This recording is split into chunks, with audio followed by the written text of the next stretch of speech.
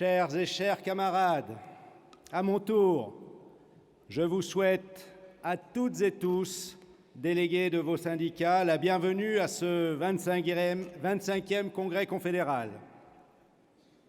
Il est votre congrès, celui des syndicats qui vous ont donné mandat pour les représenter.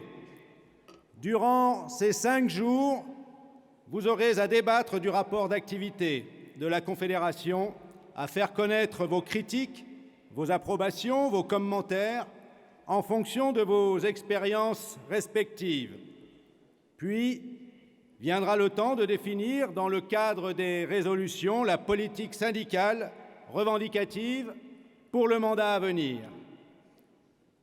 Par votre seule présence, venant de partout en France, y compris d'outre-mer, provenant de tout secteur d'activité, du service public, du service privé, de l'industrie et des services, de toutes catégories et statuts, ouvriers, employés, techniciens, ingénieurs et cadres, fonctionnaires et agents publics, parfois contraints au chômage, jeunes, femmes et hommes, porteurs ou non d'un handicap, retraités, vous êtes, camarades, la force que représente la Confédération générale du travail, force ouvrière.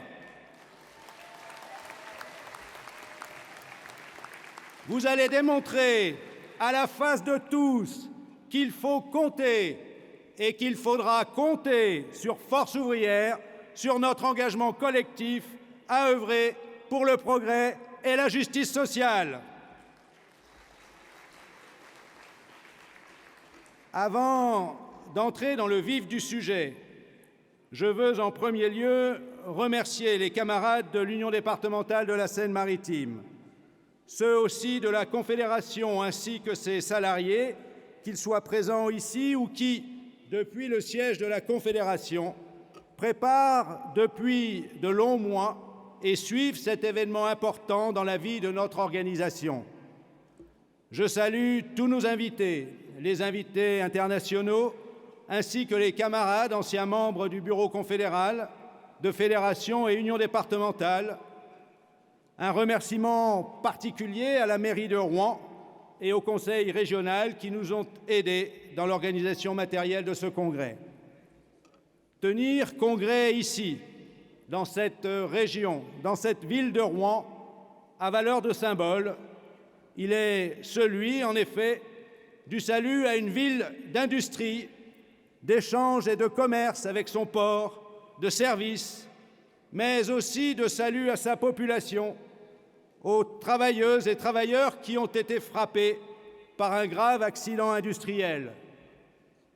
Tenir congrès ici est symbole de la volonté d'afficher notre conviction que l'industrie, l'emploi, le salaire ne sont ennemis ni de l'environnement ni du climat, pour peu que l'on veuille associer effectivement la justice sociale aux nécessités environnementales, pour peu que l'on fasse passer la justice sociale et l'environnement avant les profits, avant la bourse, avant les dividendes.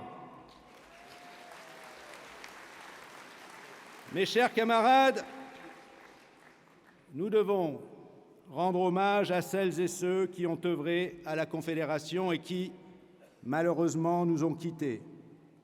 Je pense à Bernard Mourgue, Jacques Pey, Roland Reynu, qui furent membres du Bureau confédéral. Plusieurs de nos camarades qui ont siégé au sein de la commission exécutive, de fédérations et d'unions départementales, dont le souvenir nous étreint. Tous nos militants, à divers endroits, celles et ceux dont nous n'avons pas eu les noms. Un livret d'hommage vous a été remis. Président, si tu veux bien nous inviter à observer une minute de silence en leur souvenir et en leur hommage. Les camarades, on va procéder à une minute de silence, s'il vous plaît.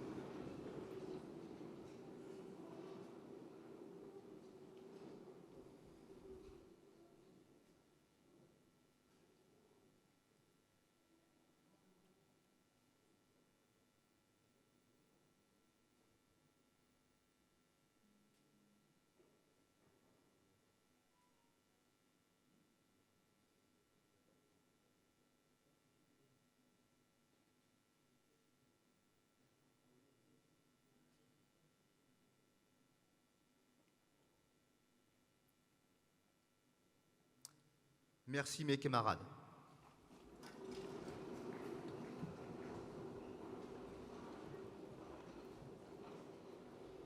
Je ne peux pas ne pas commencer ce rapport d'activité par la situation internationale et par ce qui nous préoccupe tous depuis ce 24 février dernier, jour du déclenchement de la guerre à nos portes, en Europe, à l'initiative d'une puissance nucléaire, avec l'entrée de l'armée russe et ses bombardements en Ukraine qui ne cessent aujourd'hui. Ce jour-là, nous réunissions notre commission exécutive. Elle exprima aussitôt, par un communiqué, sa condamnation sans réserve, son soutien et sa solidarité à l'égard de la population, des travailleurs et de leurs syndicats en Ukraine, premières et principales victimes, comme cela est toujours le cas, ne l'oublions jamais, dans tous les conflits. Dès le lendemain, à notre initiative, un communiqué des 5 confédérations syndicales était pris, appelant à la solidarité syndicale mondiale pour la paix immédiate. Nous prenions part au premier rassemblement organisé contre la guerre, en solidarité avec la population en Ukraine, et nous avons, à la mesure de nos moyens, appuyé les initiatives concrètes en lien avec la Confédération syndicale internationale, la CSI, et les syndicats en Ukraine. Nous exprimions aussi notre soutien avec la population et les militants en Russie, en Biélorussie, qui rejettent la guerre, appellent à la paix et subissent pour cela une très dure répression.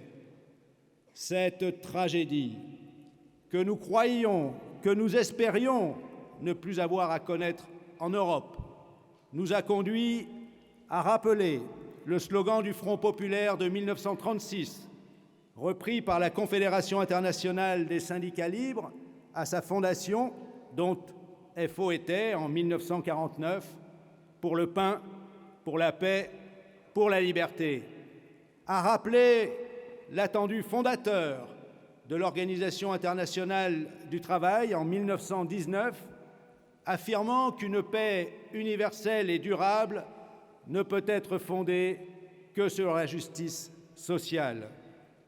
Il demeure non seulement d'actualité, mais exige notre vigilance et notre mobilisation. Ils font l'honneur de notre engagement syndical.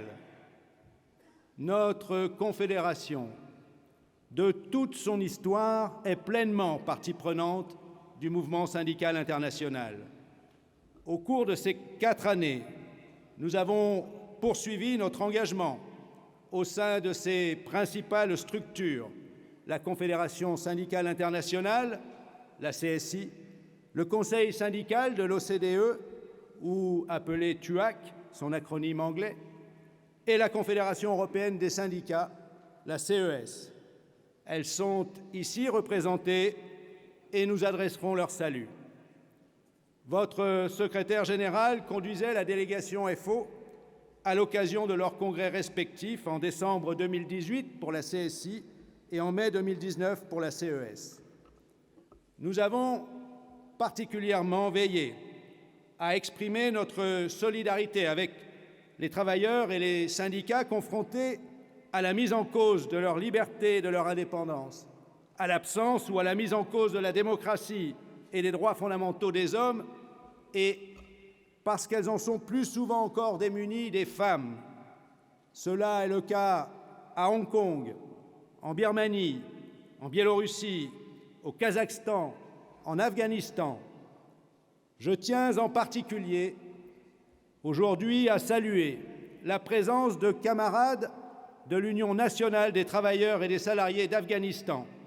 Ils prendront la parole cet après-midi devant le Congrès. Réservez-leur le meilleur accueil.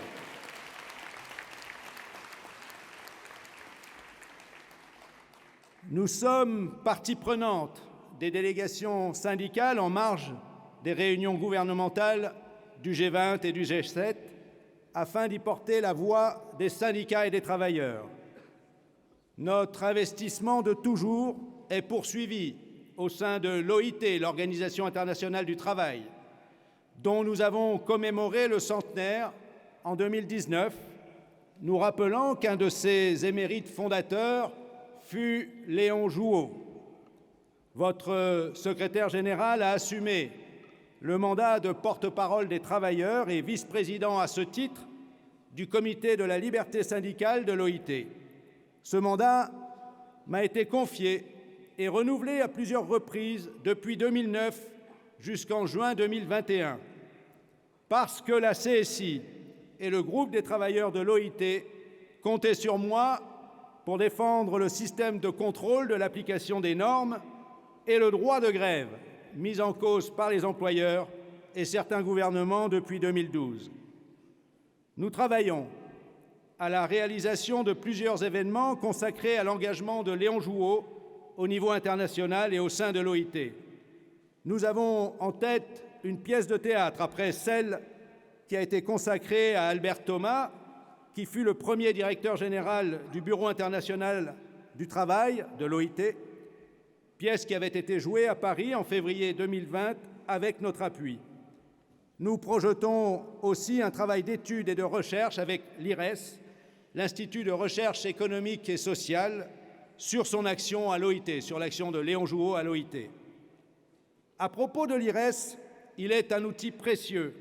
Nous avons fait réaliser plusieurs études, d'autres sont en cours, importantes pour éclairer nos analyses. Visitez aussi le stand qui lui est consacré et qui est ici au sein de l'ensemble des stands. Au niveau européen, nos revendications principales portent sur l'instauration d'un protocole de progrès social. C'est une vieille revendication, et le respect effectif d'un socle de droits sociaux, à commencer par l'instauration de salaires minima dans chaque pays, afin de contrer le dumping social et d'aller, de fait, à une révision des modalités de la construction européenne qui établissent, ou pour établir, le primat du progrès social.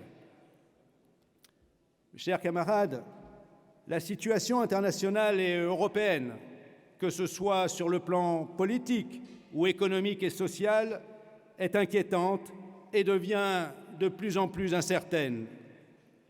L'OIT évalue à 207 millions le nombre de chômeurs dans le monde en 2022, soit 21 millions supplémentaires par rapport à 2019.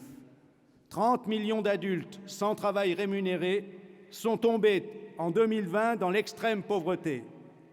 Le nombre de travailleurs extrêmement pauvres, parce qu'ils ne gagnent pas assez pour se maintenir, eux et leurs familles, au-dessus du seuil de pauvreté, a augmenté de 8 millions. Plus de la moitié de la population mondiale, mes camarades, 4,1 milliards de personnes, ne bénéficient d'aucune protection sociale, les populations en Afrique étant les plus démunies. Or, force est de constater que le mouvement syndical international est insuffisamment visible et efficace, et peut-être même plus difficile aujourd'hui, bien qu'unifié au sein de la CSI, à réaliser, à exprimer. Notre confédération y a toujours joué un rôle déterminant. Il nous faut et il nous faudra renforcer notre action en lien avec nos fédérations également impliquées dans les fédérations industrielles internationales pour œuvrer à la solidarité ouvrière et au contrepoids syndical indispensable face au capitalisme et à l'emprise de l'économie financière qui, toujours en ce XXIe siècle, appauvrissent quand ils n'affament pas, livrent à l'exploitation, sans droit et sans protection sociale, au conflit et contraignent à l'émigration enfants, femmes et hommes dans de trop nombreux pays. Camarades, à quelque endroit que nous militions, à quelque endroit que vous militiez, ne perdons jamais de vue la dimension internationale de notre engagement syndical pour la justice sociale. Elle en est sa grandeur, mes camarades.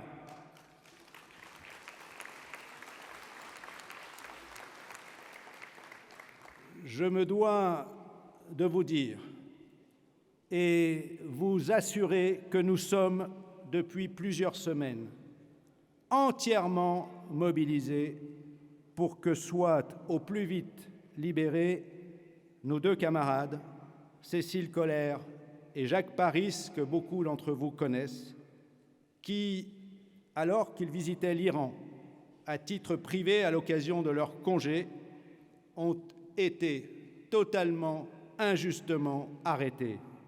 Les raisons invoquées par les autorités iraniennes, qui les détiennent en réalité en otage, étant sans fondement aucun. Je m'y suis engagé, je resterai mobilisé sans relâche aux côtés en particulier de leurs familles.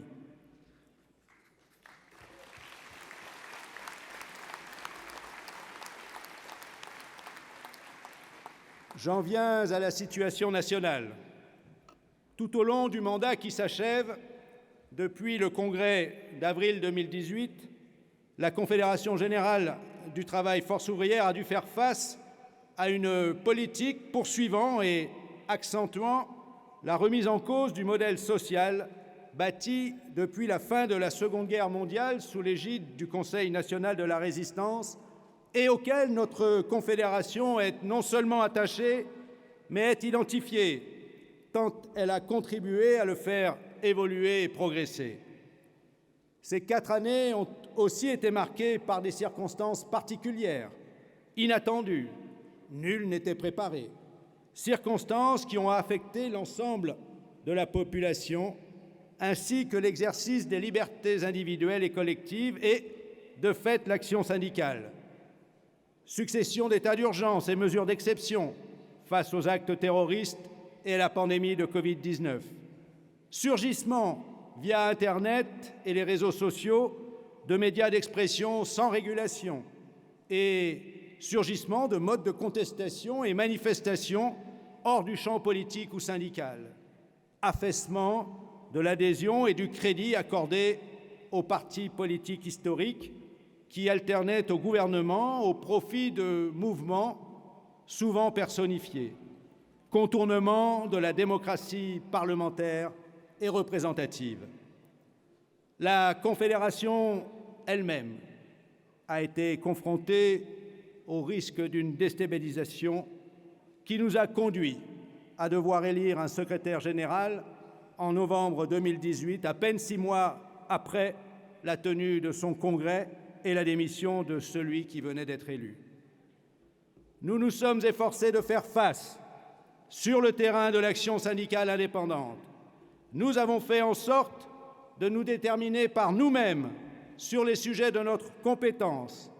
À cette fin, nous avons œuvré à assurer et renforcer la pleine maîtrise de notre structure, de notre administration, de notre politique revendicative et gestionnaire par le Comité confédéral national et la Commission exécutive confédérale avec l'appui de la Commission de contrôle. En cela, nous nous voulons continuateurs du syndicalisme ouvrier dans ses traditions et dans son action pour la défense des intérêts moraux et matériels, économiques et professionnels des salariés. À commencer, camarades, par la défense du salaire. De longue date, FO a été identifié comme étant le syndicat de la feuille de paix. La formule nous sied, elle nous sied même très bien. Nous en avons rappelé la raison dans le discours public prononcé place de la Bastille au départ de la manifestation à Paris lors de la journée de mobilisation interprofessionnelle du 27 janvier 2022. Le salaire est ce qui fait la condition des travailleurs. On nous a beaucoup abreuvé, en paroles, de la valeur travail, de sa reconnaissance, de son partage. Camarades, les salariés ne demandent pas la charité. Ils ne demandent pas, ils ne quémandent pas un chèque alimentaire, une indemnité inflation, une prime Macron. Ils revendiquent d'être rémunérés, justement, de leur travail.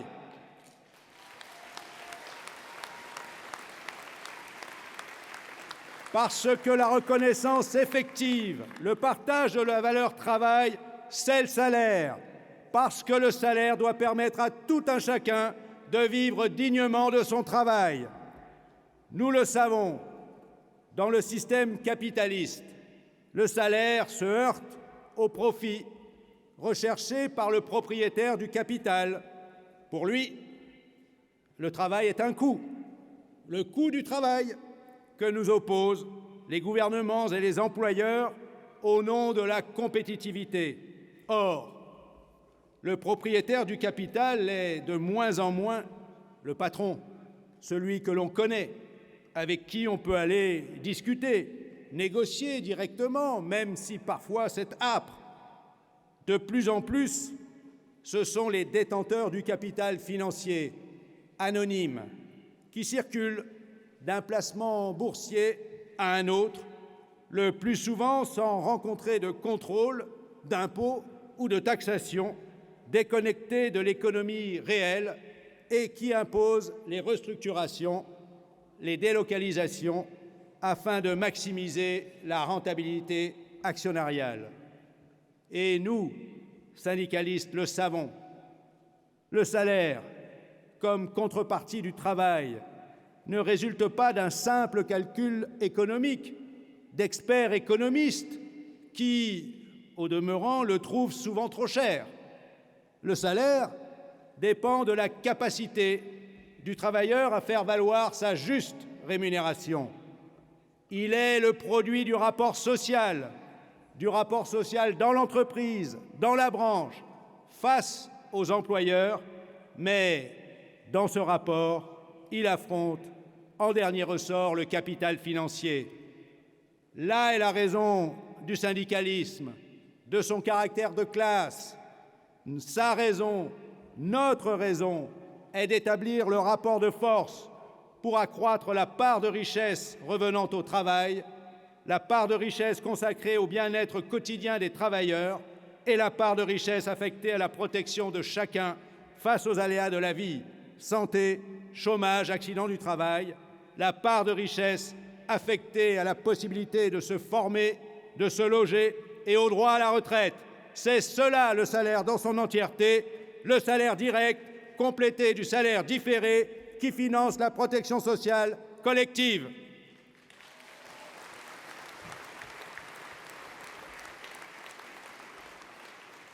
Comprendre les mécanismes de formation de la rémunération, en déjouer les dispositifs d'évitement et de substitution qui ne répondent que partiellement aux besoins des travailleurs, tout en exonérant les profits distribués aux actionnaires sous forme de dividendes.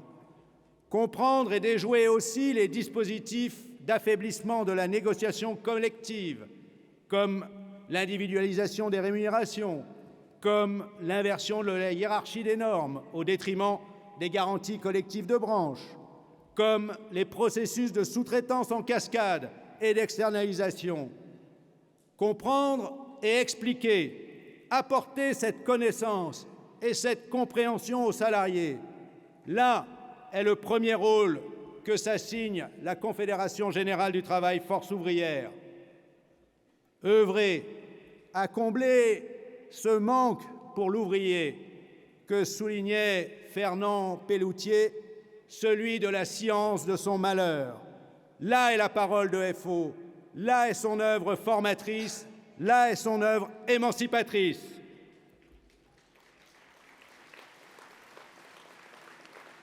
Depuis la fin de l'été 2021, du fait de l'inflation des prix, alimentation, énergie, carburant, jusqu'à ces dernières semaines, dans le contexte de la campagne pour l'élection présidentielle, aujourd'hui de l'élection législative, le sujet du pouvoir d'achat a occupé une place plus importante de l'actualité. Il est devenu une urgence, mais le sujet du pouvoir d'achat ne doit pas détourner de celui des salaires. Les réponses qui ont été apportées ou annoncées ne sont en effet pas toujours, depuis de nombreuses années, l'augmentation des salaires.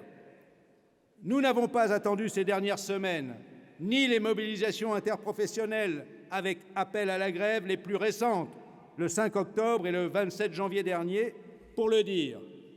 Le 9 octobre 2018, déjà, une journée nationale de mobilisation et de grève interprofessionnelle. En tête des revendications, l'augmentation générale des salaires, des retraites et des pensions, des traitements et minima sociaux.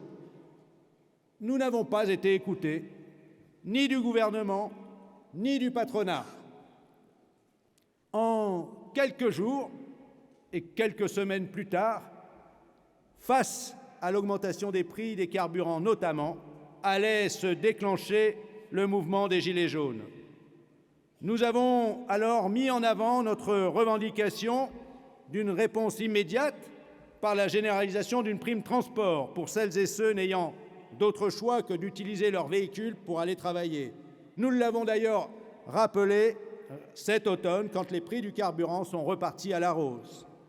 Notre objectif était d'examiner les conditions de la mise en œuvre de négociations au niveau des branches afin de s'assurer que tous les salariés concernés puissent en bénéficier. Mais au-delà de cette réponse ciblée, lors des réunions au ministère du Travail, puis à l'Élysée avec le Président de la République, nous en appelions, je cite, « à l'ouverture de négociations conduisant à l'augmentation des salaires, à actionner les deux leviers du SMIC et du point d'indice de la fonction publique et à relancer les processus de négociation dans les branches, à commencer par celles où les minima demeurent en dessous du SMIC. » C'était en 2018, camarades. Et déjà, le gouvernement, par la voix du Premier ministre, puis de la ministre du Travail, fermait la porte d'une augmentation du SMIC au-delà de la revalorisation réglementaire parce que, disait-il, augmenter le SMIC aurait conduit à augmenter le coût du travail. Cette obsession qui reviendra au moment de la conférence de financement sur les retraites. Le choix d'y substituer la prime d'activité pour un montant de 100 € mensuels pour les salariés au SMIC, sans autres ressources, était pourtant l'aveu qu'on ne peut pas vivre décemment, bien que travaillant, avec un SMIC à ce niveau. Le succès de la prime d'activité, d'ailleurs, quant au nombre de salariés concernés, révèle l'ampleur de la faiblesse des revenus salariaux. Plus de 4 millions de foyers concernés, comme plus récemment, en décembre 2021, le versement d'une indemnité inflation de 100 € aux salariés et pensionnés percevant moins de 2 000 € net mensuels faisait la démonstration que plus de la moitié des salariés, le salaire médian net se situe à 1 940 €. Plus de la moitié des salariés, donc, ne pouvaient faire face à l'augmentation des prix avec leur seul salaire puisque le gouvernement décidait de verser cette prime de 100 €, cette indemnité inflation de 100 €. Confrontés à une politique constante des gouvernements depuis de nombreuses années, nous avons consacré un éditorial publié le 1er décembre 2021 au SMIC.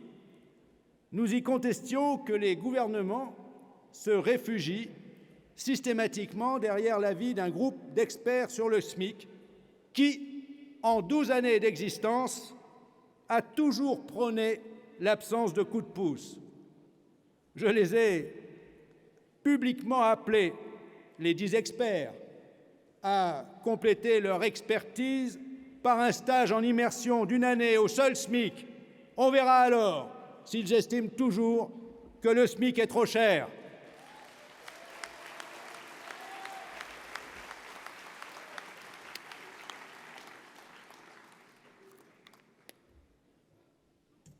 Nous en appelons au rétablissement d'une véritable consultation sur la base d'un débat sincère et public entre le gouvernement, les employeurs et les organisations syndicales. Je l'ai encore rappelé mercredi dernier à la Première ministre que j'ai rencontrée. Augmenter le SMIC au-delà de l'augmentation réglementaire, le coup de pouce, est une revendication légitime et de justice sociale. Notre revendication est de le porter à 80% du salaire médian, ce qui ferait aujourd'hui 1 500 € net mensuels. Augmenter le SMIC est aussi un appui, un facteur de dynamique des négociations de salaire, portant sur les grilles dans leur ensemble, dans les conventions collectives de branche et d'entreprise. Mais, au passage, camarades, Si nous considérons que le SMIC n'est pas assez élevé aujourd'hui, n'oublions pas qu'il est une conquête syndicale, que la suppression des abattements géographiques, puis le passage du SMIG avec un G garanti au SMIC avec un C de croissance, en a assuré depuis les années 70 pour tous une revalorisation tenant compte de l'inflation et de l'augmentation du salaire moyen ouvrier et employé. C'est cela qui a conduit à ce qu'il soit augmenté automatiquement à 3 reprises ces derniers mois. Trop peu de conquêtes syndicales sont connues et reconnues comme telles pour que nous ne le rappelions pas. Si trop de salariés sont confinés, scotchés, comme je l'ai dit, au SMIC, quelle serait cependant leur situation s'il n'existait pas? Mes chers camarades, ce que nous avons gagné, veillons à ne pas le perdre et œuvrons sans cesse à l'améliorer.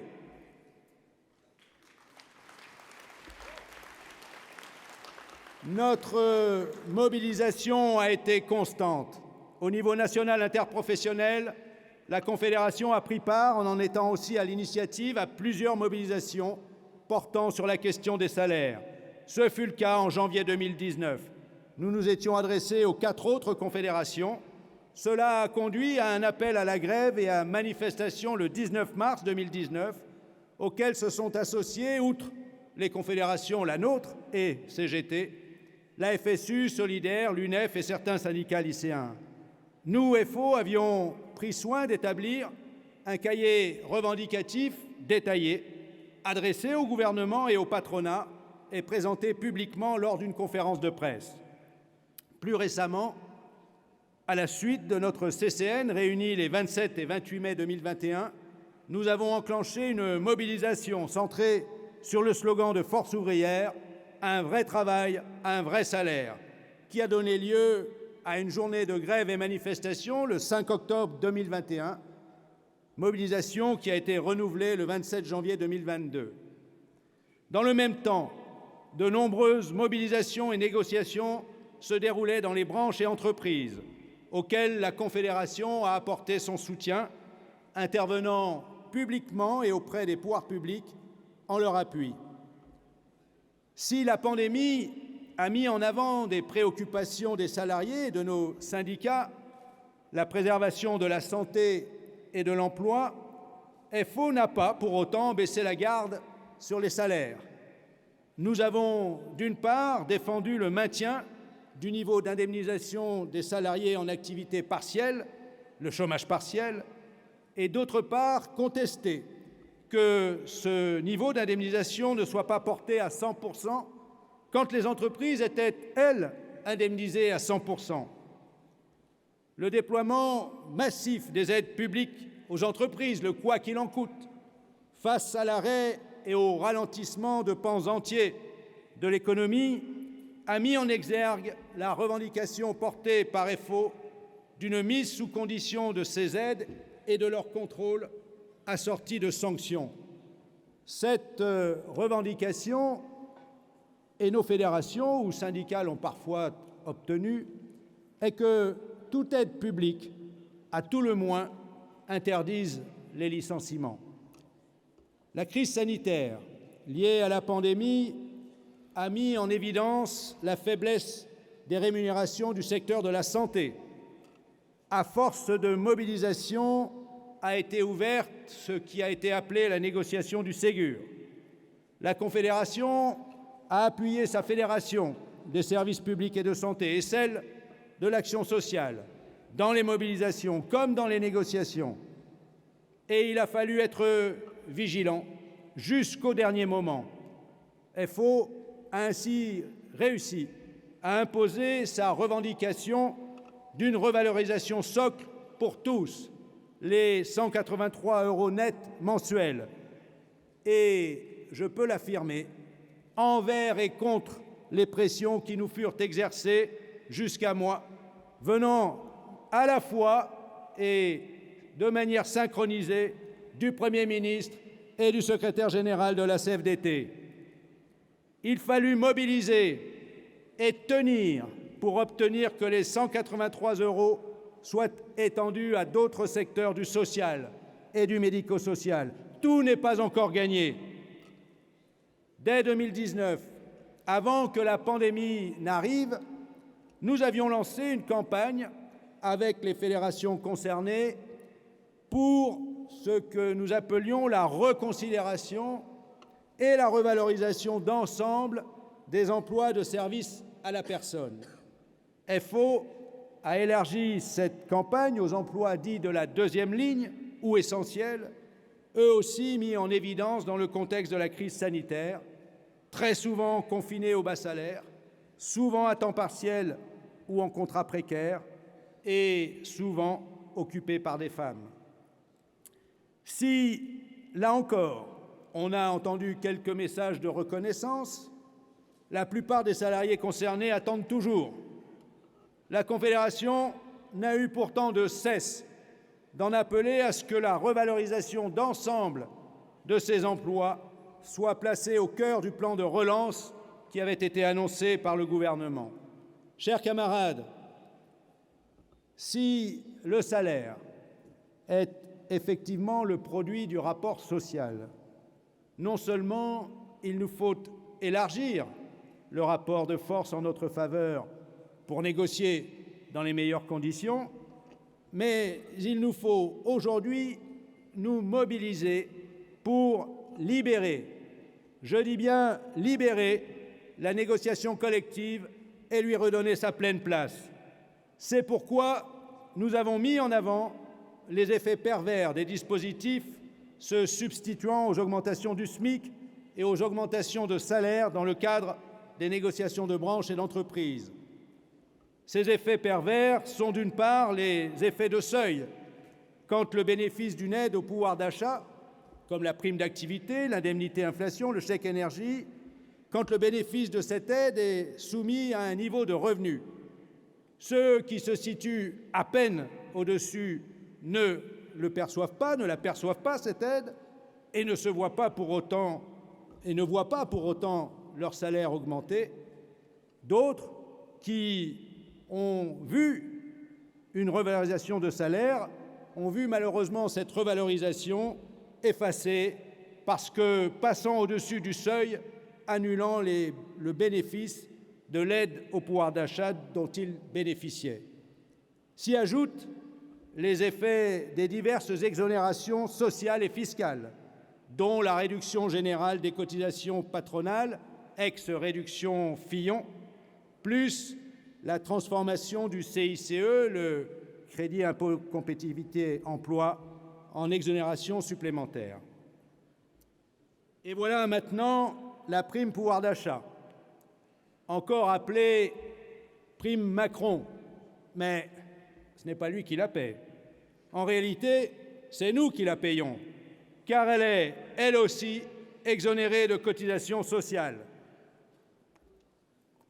D'exceptionnel, la PEPA, la prime exceptionnelle de pouvoir d'achat, pourrait, nous dit-on, devenir pérenne, jusqu'à 6 000 €. Attention, camarades, bien sûr, pour celui qui la percevrait, c'est bon à prendre, 6 000 €. Mais attention aux effets pervers. Tout d'abord, c'est au niveau de l'entreprise. Le montant sera variable en fonction de l'entreprise, de l'emploi occupé.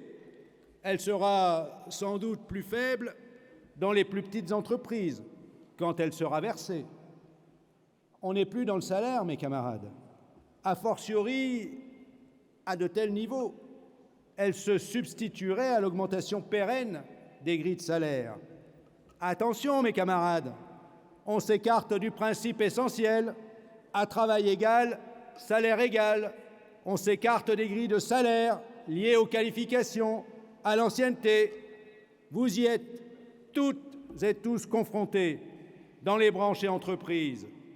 Non seulement il n'a jamais été démontré que ces allègements favorisent l'emploi, mais ils conduisent de fait à brider les négociations de salaire.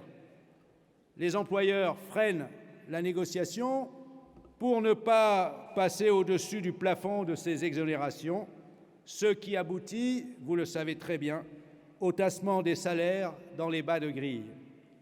Il est ainsi frappant de constater qu'aujourd'hui, de l'ordre de 12% de la population salariée se situe au SMIC, quand cette proportion était de 3% au début des années 70, lorsque le SMIG, avec un G, est devenu le SMIC. On assiste, de fait, à un déclassement, quand ce n'est pas, pour de trop nombreux salariés, une paupérisation. Les agents de la fonction publique, qui subissent le gel du point d'indice de base de la rémunération, n'y échappent pas. Comment s'étonner, alors que l'on recrute difficilement? Comment s'étonner, alors que l'on recrute difficilement, que l'on peine à garder les fonctionnaires sur leurs emplois, dont la noblesse est pourtant de servir la fonction publique, de servir le service public, de servir la République. Lors d'une conférence de presse,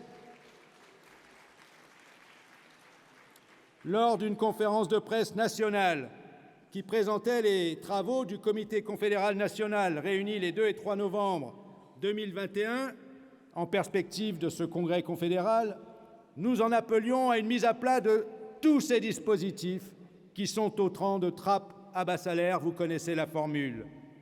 Nous revendiquions aussi, à nouveau, la nécessaire réglementation des processus d'externalisation et de sous-traitance en cascade et de leurs appels d'offres, gouvernés par la recherche du moindre coût du travail, c'est-à-dire du moindre coût salarial, et qui enferment nombre d'emplois dans les bas salaires sans perspective d'évolution.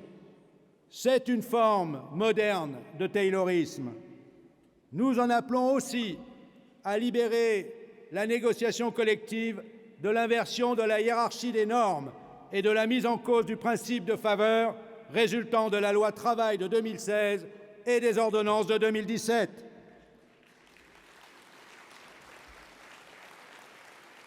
À ce sujet, nous pouvons nous féliciter du résultat obtenu au Conseil d'État sur les rémunérations minimales hiérarchiques. Que les organisations d'employeurs se soient associées à la démarche de FO doit d'autant plus conduire à rétablir le rôle régulateur des branches. Cela nous paraît plus que nécessaire dans le contexte d'une politique indispensable de reconquête du tissu industriel et de l'activité économique, afin d'éviter que la concurrence au sein d'une même activité ne s'exerce sur le coût du travail. Tout au long de ce mandat, nous avons eu à faire face, et cela n'est pas terminé, voire pourrait s'aggraver, à l'affaiblissement des droits collectifs et individuels de représentation des salariés, concentration des CSE, réduction du nombre de mandats de représentation, limitation du renouvellement des mandats, suppression des CHSCT, contournement des syndicats et de la négociation collective avec le référendum, instauration de barèmes d'indemnisation au prud'homme en cas de licenciement injustifié. Nous n'entendons pas désarmer, comme nous l'avons signifié encore en refusant de nous prêter à la mise en place d'un plan d'accompagnement de la mise en œuvre des ordonnances travail, dont nous dénonçons les effets délétères. Nous l'avions dit aussi, la mobilisation contre la loi travail et les ordonnances de 2017, nous la mènerions sur tous les fronts.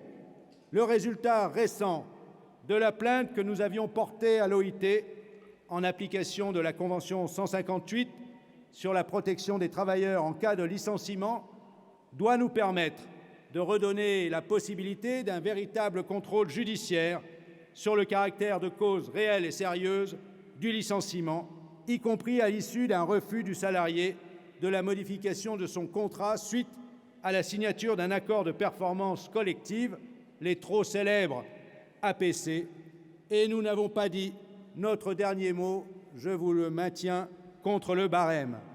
Nous, FO, ne ferons pas la promotion, même co-construite, de la loi et des ordonnances travail. Nous en demandons l'annulation.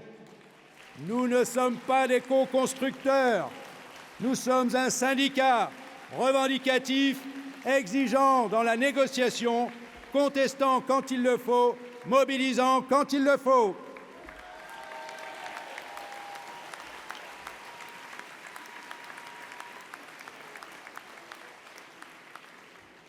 lorsqu'a surgi le mouvement des Gilets jaunes, à ceux qui nous apostrophaient, y voyant l'expression d'un échec des syndicats, nous opposions qu'il fallait plutôt y voir l'échec de ceux, gouvernement ou patronat, qui depuis trop longtemps n'écoutaient pas les revendications portées par les syndicats sur les salaires et le pouvoir d'achat et contre la désertification accentuée par les fermetures de services publics locaux.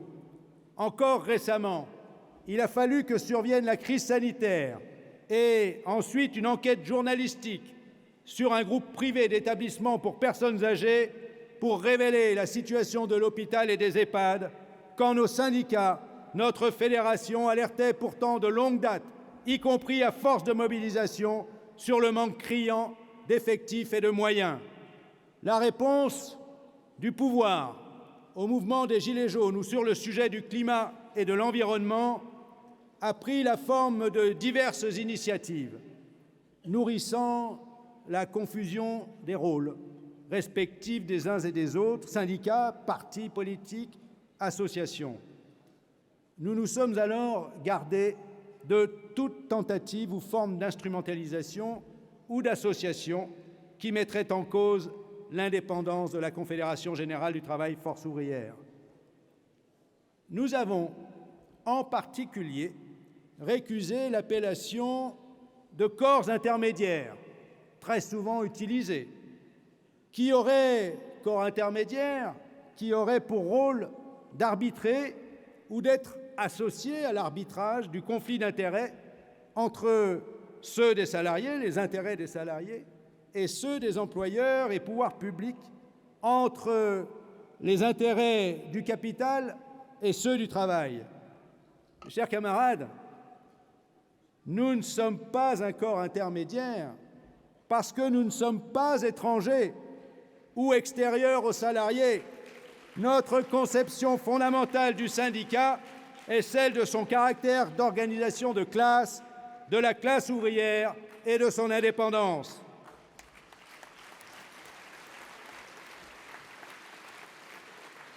Et ce ne sont pas des propos tenus simplement à la tribune, comme effet de tribune, entre nous, lors de nos congrès ou assemblées.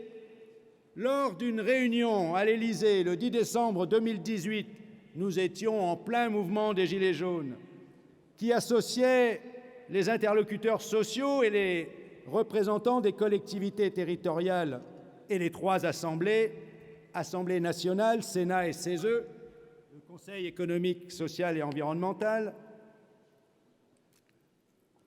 Nous avons clairement précisé à quel titre nous nous exprimions. Je cite, « porteur du mandat confié par les syndicats et de l'attente des adhérents ainsi que des salariés qui apportent leur suffrage aux listes FO lors des élections professionnelles. » Nous ne nous sommes pas laissés dissoudre dans le grand débat, précisant que nous n'en serions ni organisateurs ni co-organisateurs. En cela, nous demeurons dans les raisons qui avaient amené, et nous l'avons rappelé ce jour-là, qui avaient amené FO à appeler à voter non au référendum de 1969 qui aurait conduit à la fusion du Sénat et du Conseil économique et social. Nous n'avons jamais confondu ce que l'on appelait auparavant la politique de présence avec l'intégration du syndicat, que ce soit au rouage de l'État ou à l'action des gouvernements et des partis politiques.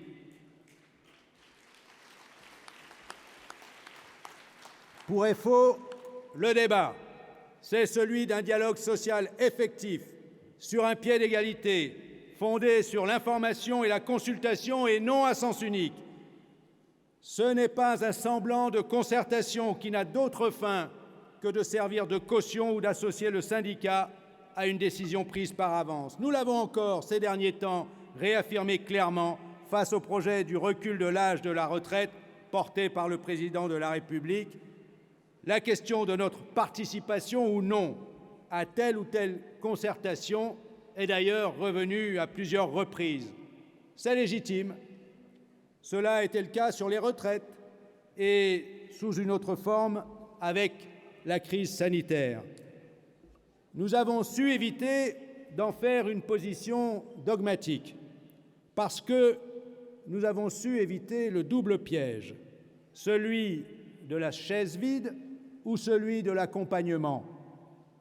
Nous n'avons jamais déserté le terrain et partout, chaque fois que nous le pouvons, nous portons nos analyses, positions et revendications sous le contrôle de nos instances, en nous assurant de rendre compte de nos interventions afin que nous puissions en débattre et décider sereinement de la conduite à tenir. Ainsi, sur les retraites, nous avons été très clairs. Opposés au principe même du régime unique par points, nous n'allions pas prendre part à la mise en œuvre de ces réglages. On l'oublie, mais le gouvernement devrait s'en souvenir. Déjà à l'époque, de multiples débats dits participatifs et citoyens avaient été organisés, auxquels prenaient part les ministres jusqu'au Premier ministre. Cela ne nous a cependant pas empêchés de déposer et de porter nos revendications précises, tant auprès du haut-commissaire qu'au gouvernement, lorsqu'est venue la conférence de financement, censée proposer une alternative à l'âge pivot pour équilibrer le financement des retraites.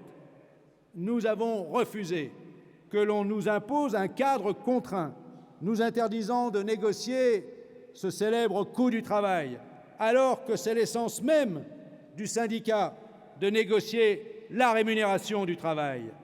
Si nous avons siégé aux premières réunions, c'était avec l'objectif affirmé publiquement de veiller aux mesures qui pourraient y être débattues, craignant que d'autres ressources du salaire différé, nous pensions en particulier aux accidents du travail et maladies professionnelles ou au logement, que ces ressources soient détournées.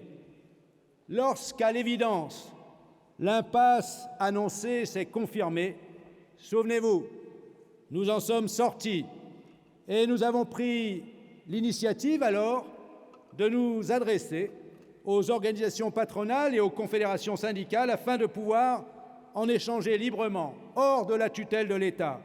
Nous avons obtenu une réunion libre des 3 organisations patronales et des 5 confédérations syndicales.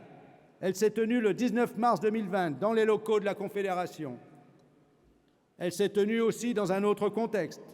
Bien que la pandémie soit survenue entre-temps et que l'on pouvait craindre que l'on veuille étouffer l'action syndicale au nom de l'urgence sanitaire, nous avons, dans le relevé de conclusion de cette réunion, proposé par FO, rédigé par FO et accepté par les 8 organisations, dont la nôtre bien sûr, nous avons dans ce relevé de conclusion réaffirmé, je cite, « la liberté de comportement des interlocuteurs sociaux et le principe de l'autonomie de la négociation collective hors de toute tutelle étatique ». Nous y avons ajouté des principes importants dans les circonstances auxquelles nous étions confrontés, responsabilité des pouvoirs publics et des entreprises quant à la santé et sécurité des travailleurs, rôle des services publics et de nos systèmes de protection sociale collective.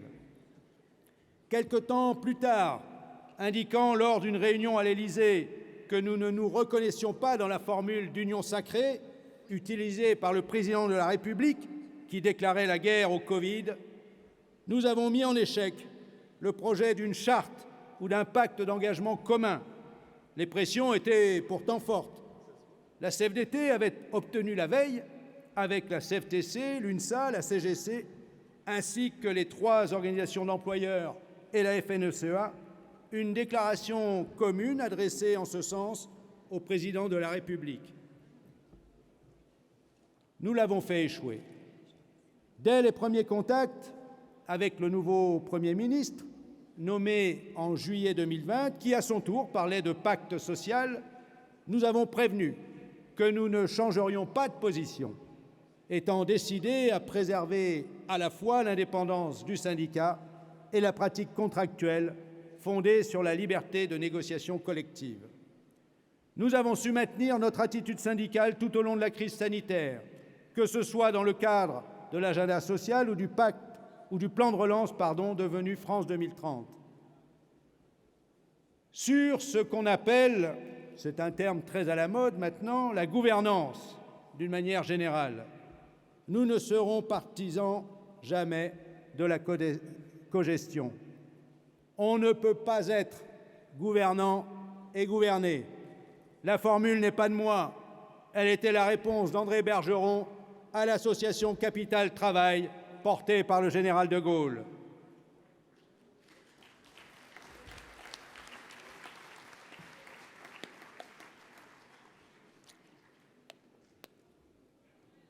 Contre l'esprit et l'objectif de la loi travail, des ordonnances et des réformes annoncées de l'assurance chômage et des retraites, mettant en cause l'existence même de la négociation collective et du paritarisme au niveau national interprofessionnel, la Confédération s'est aussi efforcée de trouver les voies et moyens de redynamiser la négociation collective.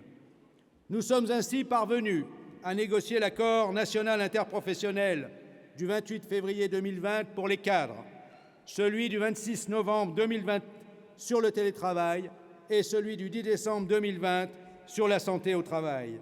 Pour ces 3 négociations, il a fallu, je vous le confirme, je vous le redis, la détermination de FO pour que l'emporte la négociation collective là où la volonté affichée du gouvernement était de légiférer, ce qui, à l'évidence, gênait moins d'autres organisations syndicales qui soit n'ont jamais privilégié la négociation et la pratique contractuelle, soit s'en sont éloignées ou ont démissionné, privilégiant une démarche de lobbying auprès des pouvoirs exécutifs et parlementaires. Il a fallu aussi contraindre, et les circonstances, il faut bien le reconnaître, y ont aidé, le MEDEF, qui avait plutôt fait sa religion du renvoi au seul niveau de l'entreprise. Sur les retraites complémentaires, nous avons constamment dénoncé la mise en place du coefficient de solidarité qui a créé un précédent de l'âge pivot que préconisait le gouvernement dans son projet de système universel de retraite par points. Si nous avons signé l'accord Agirc-Arrco en avril 2019 parce qu'il maintenait le pouvoir d'achat des pensions complémentaires sur les années à venir, nous avons évidemment refusé et contesté l'avenant de juillet 2021 qui remettait en cause cet accord. Si nous n'avons pas signé l'accord-cadre sur la formation professionnelle, nous n'en avons pas moins affirmé notre détermination à poursuivre les négociations sur la base de nos revendications. La négociation collective et la pratique contractuelle sont indissociables du rapport de force entre les parties à la négociation. C'est tout le sens de la définition que porte FO du réformisme militant. Au-delà de slogans et plus souvent aujourd'hui de tweets, plus ou moins bien sentis ou cinglants, le rapport de force se construit d'abord sur la parole et le crédit de la parole de FO. Le crédit de la parole de FO et sa portée sont le premier facteur de mobilisation des syndicats et adhérents et de l'adhésion des salariés à son action. Ils conduisent nos interlocuteurs et contradicteurs, patronat, gouvernement, autres syndicats, médias, à devoir les prendre au sérieux, à devoir y répondre ou s'expliquer. Notre mobilisation sur le conflit et le conflit sur les retraites, cette victoire à la fois sociale et intellectuelle que nous a attribuée dans ces termes une journaliste de l'opinion est exemplaire. Nous garderons en mémoire le 21 septembre 2019, ce grand rassemblement, 10 000, 15 000, FO à Paris, place d'Enfer Rochereau, annoncé dès le mois de juin précédent, soutenant notre conviction qu'il faudrait convaincre d'aller à la grève interprofessionnelle sans se tenir à une journée de 24 heures si nous voulions mettre en échec le projet de système universel de retraite par points. Ce 21 septembre fut le point d'appui, nous donnant crédit quand notre comité confédéral national, réuni les 25 et 26 septembre suivants, je cite, « soumit la proposition de rejoindre par un appel interprofessionnel la grève unie annoncée par les syndicats de la RATP et des transports à compter du 5 décembre et enjoignit nos syndicats d'organiser les réunions et assemblées générales pour la préparer. »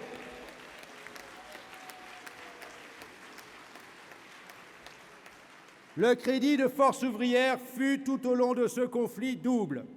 Double car, d'une part, nous nous fondions sur notre expertise, acquise par notre engagement de toujours dans la sécurité sociale, les retraites en particulier, et le paritarisme, dont on reconnaît souvent la paternité à la Confédération et son secrétaire général, André Bergeron. Et d'autre part, parce que notre comportement est celui d'un syndicat libre, indépendant, convaincu que la grève est un droit inhérent à celui de la négociation collective et de la pratique contractuelle, un droit auquel les travailleurs doivent pouvoir recourir librement quand ils n'ont d'autres moyens pour défendre et faire valoir leurs droits et revendications. Si l'on prend la peine de relire la résolution unanime du Comité confédéral le 26 septembre 2019, on y trouve l'essentiel des arguments et revendications que nous avons portés tout au long de ces 6 mois de combat syndical, à tous les endroits, adhérents et salariés, au premier chef, bien sûr, mais aussi à la présidence de la République, au gouvernement, aux parlementaires, par le canal aussi de la presse écrite et audiovisuelle, tant sur le sujet des retraites lui-même que sur la nécessité de la grève et les modalités de l'action syndicale. Cela a été souligné par la plupart de ses interlocuteurs, comme par de très nombreux militants et salariés. Beaucoup me l'ont dit.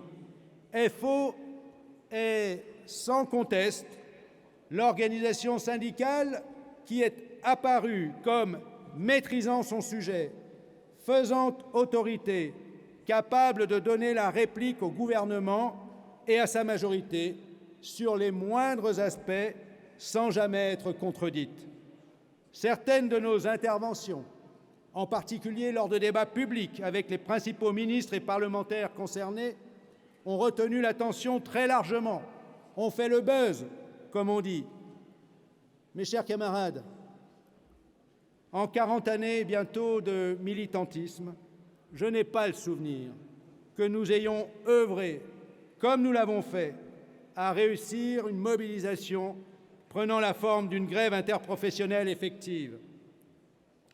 Dès le mois de février 2019, nous nous étions adressés aux autres confédérations syndicales, affirmant que le rapport de force interprofessionnel ne pouvait se réduire, je cite ce que nous leur écrivions, à une journée d'action ou une succession de journées d'action sans lendemains heureux, mais qu'il nous fallait convaincre une large majorité des salariés, publics et privés, à s'arrêter une journée ensemble et qu'il fallait le construire.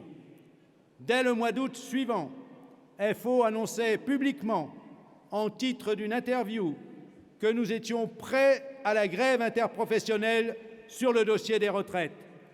Et s'appuyant sur la réussite du 21 septembre, nous nous sommes donc saisis du 5 décembre et de sa perspective d'une grève reconductible. Le 5 décembre a été incontestablement une réussite de la mobilisation, près d'1 million recensés par le ministère de l'Intérieur. La grève a atteint également un niveau qui n'avait pas été observé depuis longtemps, bien sûr dans les transports, mais aussi par sa dimension interprofessionnelle. Trains, métro, bus à l'arrêt, vols annulés, écoles et universités fermées, fort taux de grève à EDF, dans la fonction publique hospitalière et des arrêts de travail dans le secteur privé, dans le commerce, la grande distribution, y compris dans certaines PME. Nous savions que le succès dépendait de 2 paramètres. L'un, que nous ne maîtrisions pas, la reconduite de la grève dans les transports, notamment la SNCF et la RATP, où nous n'étions pas alors les plus implantés. Le deuxième paramètre était celui de notre capacité d'élargir le mouvement de grève, de cessation concertée du travail. Mes chers camarades, nous n'avons pas failli, ni quant à notre conviction, ni quant à notre détermination, ni quant à notre expression publique, bien en amont du 5 décembre. Et ensuite, nous avons mis en perspective la grève des salariés, usant de pédagogie, l'opposant aux actions stériles et provocations prétexte aux engrenages répressifs, comme un moyen simple, pacifique, déterminé, efficace de se faire entendre. Rappelant son caractère de droit constitutionnel et sa reconnaissance par le Comité de la liberté syndicale de l'OIT comme, je cite, « moyen essentiel dont disposent les travailleurs et leurs organisations pour promouvoir et pour défendre leurs intérêts économiques et sociaux ». La Confédération a œuvré, tant dans l'expression que dans son comportement, avec ses homologues, à l'unité d'action la plus large. C'était le mandat. C'était le mandat parce que la condition de la réussite, la suite, nous la connaissons. Nous, nos militants, vous, les salariés mobilisés, ont été vaillants. Nous n'avons pas été timorés, mais au contraire, engagés, clairement, sans complexe, ni hésitation. Ce qui nous a manqué, c'est l'unité d'action syndicale plus large. Certains secteurs, y compris où nous sommes présents, en ayant la capacité, ne se sont pas mobilisés dans le même temps. Et ce qui nous a manqué, parce qu'il s'agissait d'une initiative syndicale et non d'un mouvement se généralisant spontanément, c'est un niveau plus important d'implantation. Cela doit nous amener d'autant plus à mettre l'accent, nous y viendrons, sur le renforcement de notre organisation, de la formation de nos membres et de son développement. Quoi qu'il en soit, nous n'avons pas échoué. La mère des réformes, qui figurait au programme du Président de la République, même si, comme nous le lui avons expliqué, et cela vaut aujourd'hui, son élection ne signifiait pas que la majorité démocratique avait exprimé non seulement une adhésion, mais ne serait-ce qu'une compréhension de ce que signifiait ce projet. La mère des réformes, en tout cas, n'a pas vu le jour. Certes,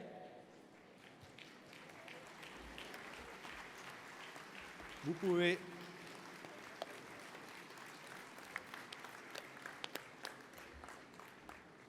Certes, la survenue de la pandémie a contraint le gouvernement à stopper son coup de force avec le recours à 49.3.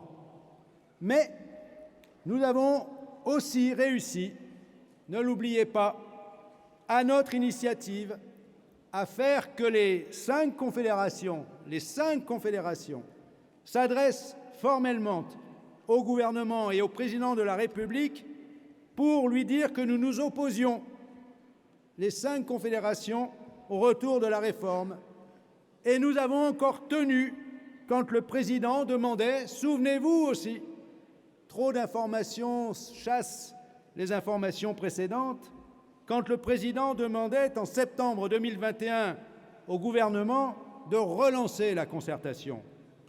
Mais nous le savions, il ne pouvait ne peut être question de s'endormir sur les lauriers de cette réussite. Nous avons aujourd'hui face à nous le projet de recul de l'âge légal de la retraite à 65 ans et la remise en cause des régimes existants. Nous avons clairement, d'ores et déjà, affirmé notre opposition, et là encore, en appelant à un véritable débat public.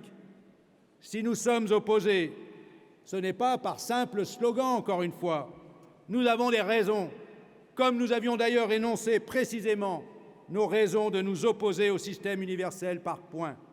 Et ces raisons, nous avons bien l'intention de les faire entendre. Nos raisons sont que 62 ans et 43 années de cotisation, c'est déjà trop.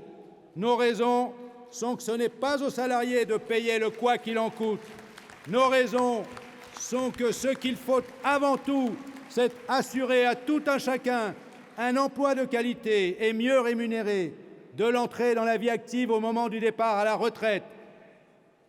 Et c'est sortir les emplois de trop nombreux salariés du confinement aux bas salaires, à temps partiel, aux contrats précaires, afin de permettre à toutes et tous de bénéficier d'une retraite décente et de contribuer ainsi, dans le même temps, au financement du système par répartition.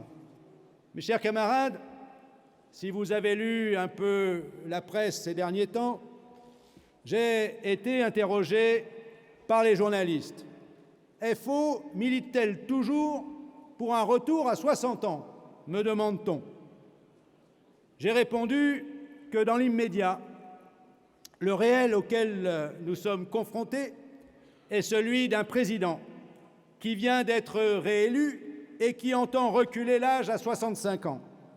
Il faut donc commencer par bloquer un tel recul, car il serait quand même plus difficile de revenir à 60 ans si on laissait passer ou si on ne parvenait pas à empêcher le recul à 65 ans.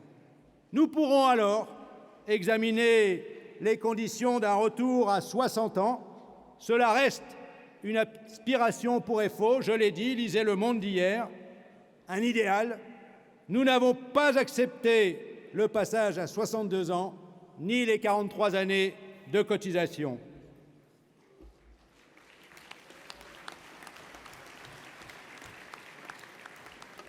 Mes chers camarades, notre opposition au projet de système universel de retraite par points, en réalité un régime unique sous tutelle de l'État, et à la réforme de l'assurance chômage exprime aussi notre opposition au parachèvement de l'étatisation de la sécurité sociale dans son ensemble, engagé avec la création de la CSG puis le plan Juppé dans les années 90. Nous n'avons pas plus aujourd'hui qu'hier de raison d'accepter l'éviction du rôle des syndicats. Nous maintenons que le paritarisme, au sens de la négociation et de la gestion paritaire de la part des richesses produites par l'activité économique et donc par le travail, que le paritarisme demeure légitime. D'une part, parce que la cotisation sociale est encore majoritaire pour le financement de la protection sociale collective et, d'autre part, parce que la CSG et la TVA, qui contribuent aujourd'hui au financement de la sécurité sociale, sont majoritairement assises sur les revenus du travail. C'est pourquoi j'ai utilisé cette formule que le pouvoir d'achat des salariés, dont on parle tant et tant aujourd'hui, est aussi le pouvoir d'achat de la sécurité sociale. Et nous n'avons pas à rougir de l'efficacité du paritarisme. La Sécu et l'assurance chômage avec l'activité partielle ont protégé les travailleurs et plus largement la population face à la pandémie. Et là encore, qui a en mémoire, qui sait que l'activité partielle, autrefois appelée chômage partiel ou chômage technique, est le produit, écoutez bien, je pense que nombreux d'entre vous ne l'ont pas en tête, le chômage partiel est le produit d'une revendication portée par la CGT Force ouvrière dans le cadre de la création de l'UNEDIC, et il résulte d'un accord national interprofessionnel de 1968. Si nous ne rappelons pas encore une fois les résultats de l'action syndicale, nul ne le fera à notre place. Et rappeler sans cesse ces résultats, c'est inviter les salariés à nous rejoindre pour les défendre et en conquérir de nouveaux. Les principales difficultés en matière d'équilibre financier des systèmes de protection sociale proviennent à la fois de l'impact de crise, dont l'origine est le plus souvent financière ou économique, et dont les systèmes de protection sociale ne sont en rien responsables. Ils proviennent aussi de l'insuffisance d'emploi et de rémunération du travail. Les sujets de l'avenir du paritarisme, de son périmètre, de son autonomie, seront sans doute d'actualité dans les années à venir.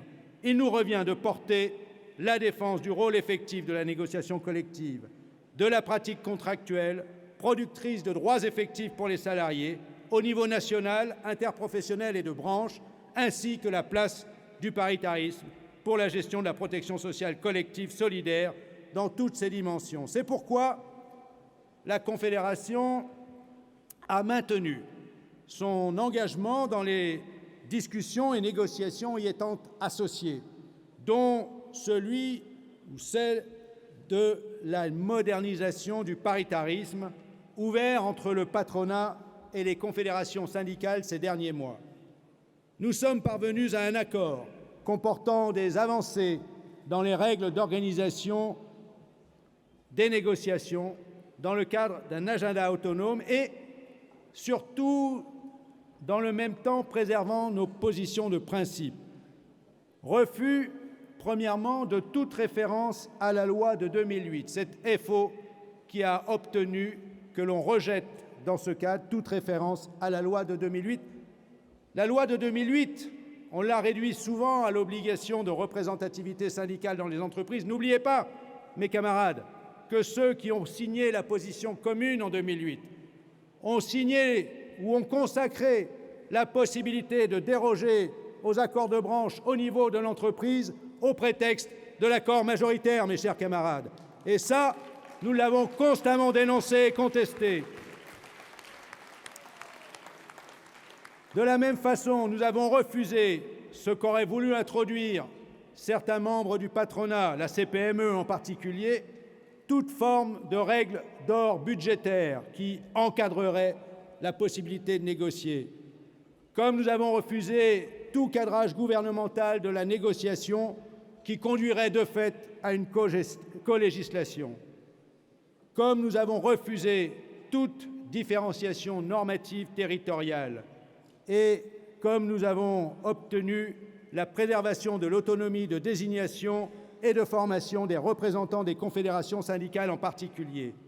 Mes chers camarades, défendre le paritarisme, c'est refuser de se démettre de notre rôle pour s'en remettre à l'État.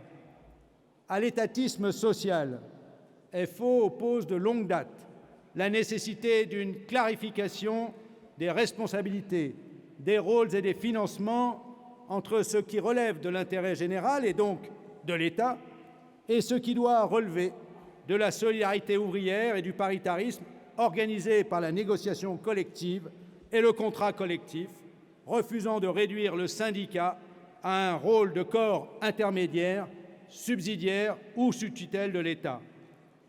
Défendre le paritarisme, c'est privilégier le contrat collectif, produit de la revendication, comme moyen de l'action directe du syndicat contre le patronat. Il y va à la fois de la liberté syndicale et de la République sociale contre toute forme de corporatisme. Nous n'allons pas changer, n'est-ce pas ?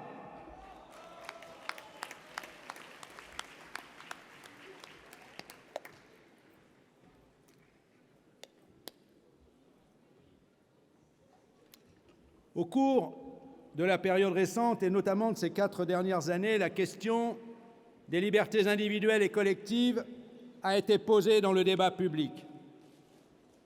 Consciente que le syndicalisme ne saurait être indifférent à la forme de l'État, parce qu'il ne pourrait exister en dehors d'un régime démocratique, vous connaissez le préambule de nos statuts, la Confédération a été amenée à s'exprimer et à agir quand elle l'a estimé nécessaire, notamment en défense des libertés individuelles et collectives, celles de l'activité syndicale, du droit de manifestation et de grève, quand ils étaient mis en cause.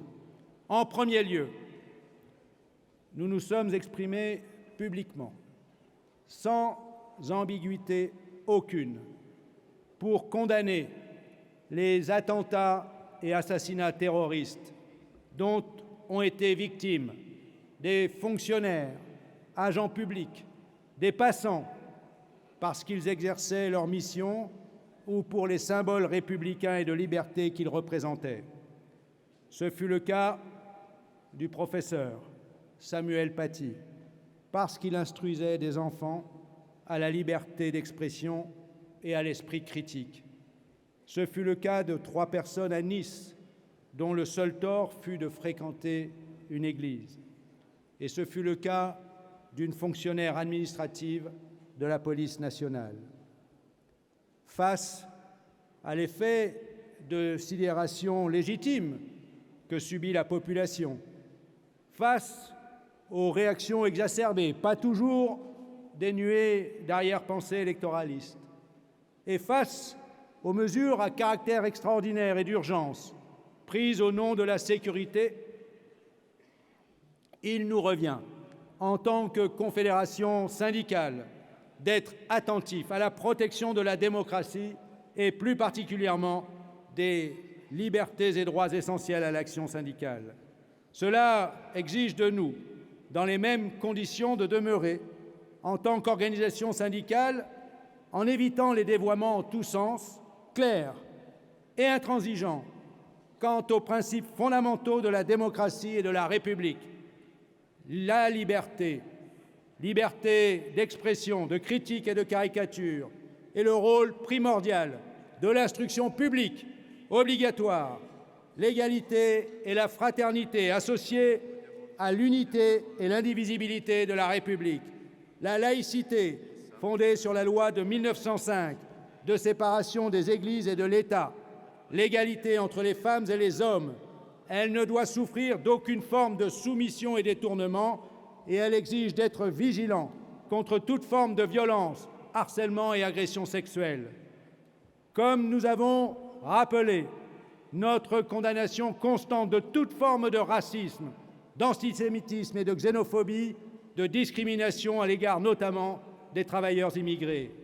Que ce soit sur la loi dite de sécurité globale et les décrets de sécurité intérieure, sur les dispositions d'urgence sanitaire, la Confédération s'est exprimée clairement, sans esquiver les débats entre nous. Et, vous le savez, ils furent denses, ces débats. Concernant les dispositions prises au titre de l'urgence sanitaire, nous avons systématiquement défendu les droits des salariés, contesté les mesures dérogatoires au Code du travail qui ne se justifiaient ni d'un point de vue sanitaire, ni quant à la préservation de l'emploi, durée du travail, congés, etc., vous vous souvenez. Nous sommes intervenus contre les dispositions affaiblissant les droits de représentation collective des salariés, notamment sur les délais d'information et de consultation des comités sociaux et économiques, où nous avons obtenu gain de cause au Conseil d'État, et nous avons fait en sorte aussi de préserver systématiquement la libre circulation de nos délégués syndicaux, conseillers du salarié, représentants du personnel, même si nous n'avons pas réussi systématiquement à garantir cela dans tous les endroits. Nous n'avons pas confondu le rôle du syndicat avec celui des autorités scientifiques et médicales sur la question des protections, traitements et vaccins. Pour la santé des travailleurs et de la population, nous avons revendiqué les moyens de protection, les masques, le gel, les blouses qui faisaient défaut, y compris pour les personnels soignants, les tests, la production de vaccins lorsque ceux-ci ont été disponibles. Mais nous avons contesté, et FO a été, je ne dirais pas la seule, mais très à l'initiative et très visible dans ces moments. Je me souviendrai longtemps de cet été 2020. Nous avons contesté la possibilité de licencier et nous avons obtenu le retrait de cette possibilité de licencier dans le cadre du pass sanitaire et de l'obligation vaccinale. Et nous avons dénoncé les suspensions de contrats de travail.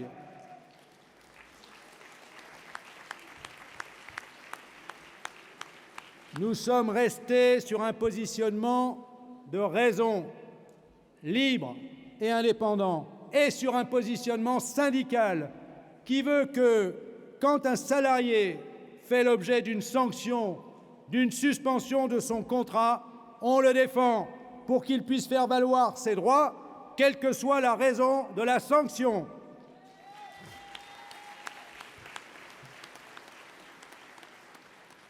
La pandémie de Covid-19 a révélé les effets néfastes des politiques économiques restrictives menées depuis de nombreuses années, non seulement sur les services publics, à commencer par l'hôpital et les EHPAD, mais plus largement sur l'activité économique, l'industrie, les services et les emplois. Ce n'est pas nouveau pour FO, mais la mise en œuvre d'une stratégie en matière industrielle permettant de garantir la production des biens et services indispensables, à commencer en matière de santé et d'alimentation, ne peut plus souffrir d'atermoiements, comme elle est indispensable pour éviter les risques de manque d'approvisionnement des différentes filières. Quand le gouvernement nous a interrogés sur la politique de relance de l'activité économique, la Confédération a appelé à ce qu'au-delà des mesures immédiates de soutien à l'emploi, l'État remplisse pleinement son rôle sur le long terme. Cela demande d'en finir avec les politiques qui ont mené à la désindustrialisation et à la délocalisation des emplois. Cela demande de responsabiliser les donneurs d'ordre sur les sous-traitants et l'ensemble de la chaîne de valeur, au plan national, européen et international, afin de stopper les stratégies de captation des plus-values qui alimentent les profits financiers. Cela demande de rompre avec le maître mot compétitivité, comme avec le dogme de la concurrence libre et non faussée, dont les droits et protections des salariés sont la cible première et qui nous entraîne depuis trop longtemps dans la spirale infernale du moins-disant social. Cela demande de réglementer les marchés financiers, de mettre fin aux paradis fiscaux, à l'évasion et à l'optimisation fiscale qui alimentent la spéculation boursière. Cela demande que les politiques conduites au niveau européen et international tournent le dos à l'austérité et aux réformes structurelles imposant la rigueur budgétaire aux politiques sociales, notamment en matière de services publics et de sécurité sociale, et donnent au contraire la priorité aux normes internationales du travail édictées par l'OIT, tout en assurant la protection de l'environnement et les moyens de lutter et d'atténuer, de s'adapter au réchauffement climatique. Non, le salaire n'est pas l'ennemi de l'emploi et non, le salaire et l'emploi ne sont pas ennemis du climat. La Confédération Force ouvrière revendique au niveau national, européen et international l'instauration de salaires minima là où il n'existe pas, la limitation des horaires de travail, le respect et le développement des négociations collectives et du principe de faveur aux conventions collectives nationales, le renforcement et l'élargissement des droits à la protection sociale collective. La Confédération s'est parallèlement portée en soutien de l'action de ces fédérations, unions départementales et syndicats sur plusieurs dossiers particuliers, industriels et liés à la transition énergétique. Pour le maintien des chantiers navals de l'Atlantique à Saint-Nazaire, pour la recapitalisation d'Air France, pour la pérennité de la centrale thermique de Cordemais, pour le maintien d'un établissement de l'entreprise Ferropem, sur les conditions de la transition électrique dans le secteur automobile. Je pourrais en citer d'autres. Malheureusement, nos syndicats ont eu aussi à faire face à des restructurations, fermetures d'activités, délocalisations que nous n'avons pas pu empêcher, que leur mobilisation vaillante et déterminante n'ont pas suffi à empêcher. Nous avons appuyé notre fédération pour la défense du service public de l'électricité contre le projet Hercule, devenu Grand EDF, porteur de déréglementation et de privatisation, à nouveau sous l'égide du dogme de la concurrence qui domine toujours au niveau de l'Union européenne. Sur le climat, quand le gouvernement a convoqué une conférence citoyenne, la Confédération a mis en place sa propre conférence syndicale permanente ouverte aux fédérations et unions départementales, et nous avons ainsi publié un cahier revendicatif intitulé « Le climat et l'environnement, un enjeu social ». Nous avons maintenu notre engagement avec la Confédération syndicale internationale lors des COP, les conférences des parties sur le climat, qui se sont tenues ces 3 dernières années à Katowice, en Pologne, à Madrid, à Glasgow, au Pays de Galles. La réalité des inégalités est d'autant plus insupportable qu'à l'image de la crise de 2008, la pandémie n'a pas mis en difficulté les marchés financiers qui ont très vite recouvré leur niveau d'activité, de profits et de dividendes records, particulièrement en France et en Europe. Comment s'en étonner avec les réformes récentes que nous contestons, telles que l'instauration du prélèvement forfaitaire unique, dit flat tax, qui a été substitué aux prélèvements sociaux et à l'impôt sur le revenu pour ce qui concerne les revenus des capitaux mobiliers, dont les dividendes. La réforme de l'ISF, l'impôt de solidarité sur la fortune, et la poursuite de la baisse de l'impôt sur les sociétés. À cet égard, mes camarades, là encore, tout ce que les travailleurs gagnent et gagneront pour les salaires par l'action directe des syndicats sera autant de moins qui s'évaporera sur les marchés financiers.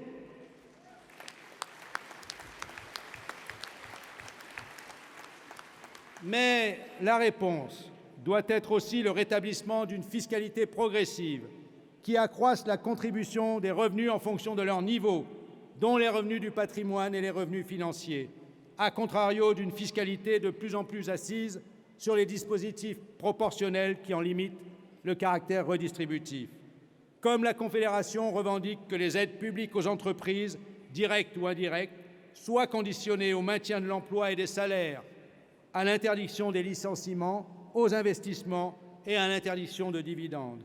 Il faut le dire et le redire sans complexe, mais avec conviction. La redistribution des richesses sous forme de salaire, de protection sociale, de services publics n'est pas un coût, n'est pas une dépense publique, mais le moyen collectif de la solidarité, de la dignité humaine. C'est en ce sens que la revendication est le moteur de l'histoire, comme aimait à nous le rappeler Marc Blondel.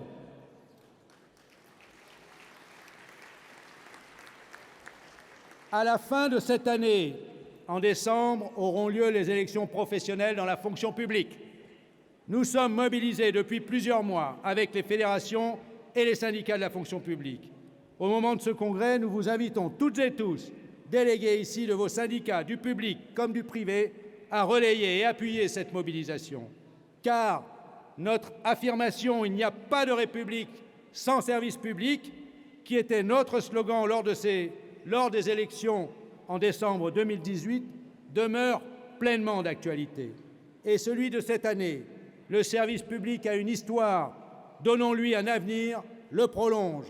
Parce que défendre la fonction publique et le statut général, soutenir les revendications des fonctionnaires pour leur salaire, alors que le point d'indice est resté gelé à nouveau ces 5 dernières années, pour la revalorisation de leur carrière, pour les effectifs et les moyens indispensables à leurs conditions de travail, c'est défendre, oui, la République, l'égalité, la neutralité du service rendu aux citoyens, la continuité, l'unité, l'indivisibilité de la République, la laïcité.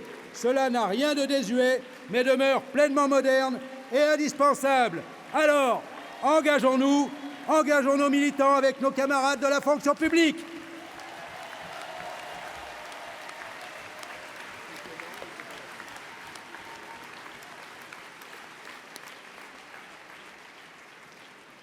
Et cela vaut à l'éducation nationale, dans les services de l'État en général, dans les finances particulièrement malmenées sur le plan des suppressions d'emplois, dans les hôpitaux, les EHPAD, dans la fonction publique territoriale, à la Poste, trop souvent invisibilisée, et qui assure pourtant ce que j'appelle le service public du quotidien, le service public de proximité. Conforter le respect des principes de la République doit commencer par assurer et rétablir les moyens effectifs des administrations et entités publiques en charge du service public, à l'encontre de politiques menées depuis de nombreuses années, d'inspiration libérale économique et sous l'influence croissante du droit de l'Union européenne. Ce que je viens de dire est tiré de l'étude d'impact du projet de loi dite confortant les principes de la République, comme quoi qui conduisent ces politiques à réduire la sphère publique, à déléguer et privatiser nombre de missions de service public, à la fermeture de nombre de services locaux, facteurs de désertification et de sentiment d'abandon sur le territoire, tant en zone rurale qu'urbaine.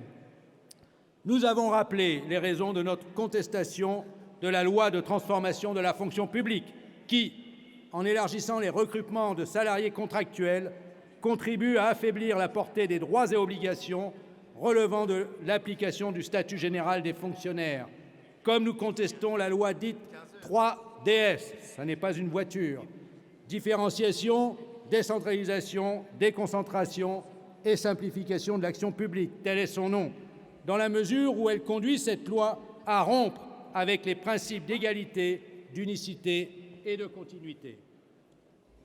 Mes camarades,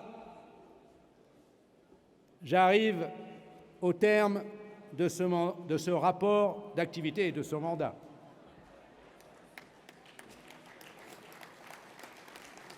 Nous sommes à quelques jours des élections législatives, après qu'aient eu lieu les élections présidentielles. Comme dans le contexte de chaque période électorale, la Confédération FO est demeurée et demeurera sur son terrain syndical, libre et indépendante. Cela nous conduit à ne pas donner de consigne de vote. Mais cela n'est pas une posture de facilité, parce que nous voulons rassembler en notre sein les salariés dans leur ensemble, pour leurs conditions de salariés, parce que chacun doit pouvoir prendre part librement au débat et à l'action du syndicat. Nous demandons à chacun, libre de ses choix citoyens, politiques, philosophiques, éventuellement religieux, associatifs, de ne pas en faire état dans le cadre du syndicat. Comme nous sommes attentifs à ce que le sigle syndical, FO, ne soit pas associé à tel ou tel engagement politique ou autre. En retour, il nous revient de ne pas nous ériger en directeur de conscience ou en censeur. Mais nous ne sommes pas pour autant indifférents. Et parce que nous ne sommes pas indifférents à ce que porte tel ou tel parti ou responsable politique, notre indépendance ne nous empêche pas d'éclairer nos adhérents et plus largement les salariés sur les positions générales et revendications de la Confédération, et à cette fin d'être sans ambiguïté. Nous nous sommes exprimés à plusieurs reprises, avec notamment la déclaration unanime de notre CCN du 31 mars dernier, en publiant aussi un communiqué qui en reprenait les éléments essentiels au lendemain du premier tour de la présidentielle, et encore dans l'édito paru le 20 avril et sur nombre de médias. Mes chers camarades, nous sommes des combattants de la démocratie. Nous sommes attachés à la République que, comme Jean Jaurès, nous ne séparons pas de l'idée de justice sociale. Nous sommes universalistes républicains et ouvriers. Notre expression ne souffre aucun doute. La CGT-FO n'a rien à voir, a toujours dénoncé les thèses portées par qui que ce soit contre la République et le parlementarisme, contre la liberté syndicale, contre la laïcité et l'égalité entre les femmes et les hommes.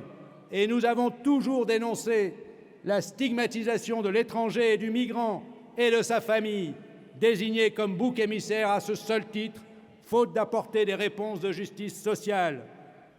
Nous avons encore rappelé que la France a ratifié la Convention 97 de l'OIT qui oblige les États à prendre, je cite, « toute mesure appropriée contre la propagande trompeuse concernant l'émigration et l'immigration » et à veiller à ce que les travailleurs migrants et les membres de leurs familles bénéficient d'une protection médicale suffisante. Comme notre indépendance ne nous conduit pas non plus à la neutralité sur les questions économiques et sociales, que ce soit sur le pouvoir d'achat et les salaires, sur les retraites et le projet de recul de l'âge porté par certains candidats, dont celui qui a été élu, nous avons été clairs. Nous avons eu aussi à répondre aux sondages rituels disant mesurer la proximité syndicale des électeurs en fonction de leur vote. Nous avons écrit un éditorial à ce sujet, je vous invite à le lire. Les conclusions que certains en tirent de ces sondages sont aisément contestables. Ce que nous savons, nous l'avons suffisamment expérimenté tout au long de notre histoire, c'est qu'aujourd'hui, demain, quels que seront les résultats des élections, nous serons là. Vous, syndicalistes, serez là. Et ce congrès, j'en suis sûr, l'affirmera haut et fort. FO était là, FO est là, FO sera là.